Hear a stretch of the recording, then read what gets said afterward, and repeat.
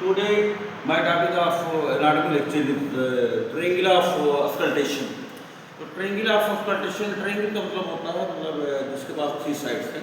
तो this triangle of auscultation is present on the back side of the thorax.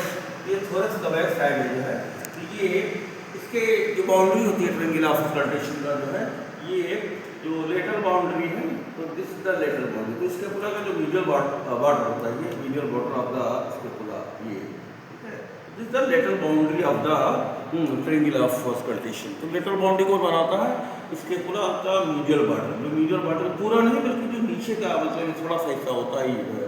और जो है जो ये मीडियल बाउंड्री होता है, तो मीडियल बाउंड्री जो है यहाँ पर एक मसल होता है, ये ट्रेपीजियस मसल.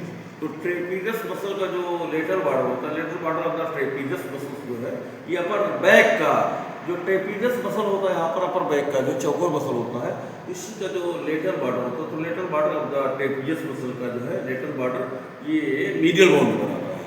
इस और जो है जो मतलब इंफीरियर बाउंड्री होता है ये बेस, तो ये लैटिस डॉर्साई का जो है मतलब अपर बॉर्डर.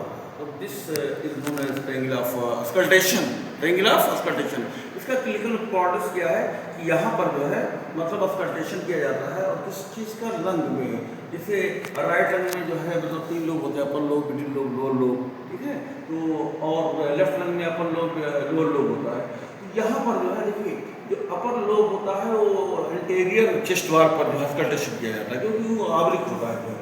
और लोअर लोब का ऑस्कल्टेशन जो है ये बैक साइड में जो है क्लिविशियन जो होता है, फिजिशियन जो होता है, ठीक है, रेस्पिरेटरी पल्मोनोलॉजिस्ट. तो यहाँ पर लंग का जो मतलब साउंड होता है, लंग में आवाज़ जो आती है नॉर्मल और अब नॉर्मल, तो इसी ट्रायंगल ऑफ ऑस्कल्टेशन दोनों साइड में होता है, एक राइट एक लेफ्ट. तो triangle of auscultation is the triangular space present on the back side of the thorax या back side of the chest, which is bounded laterally by the medial border of the scapula and medially by the lateral border of the trapezius muscle and inferiorly by the upper border of the latissimus dorsi.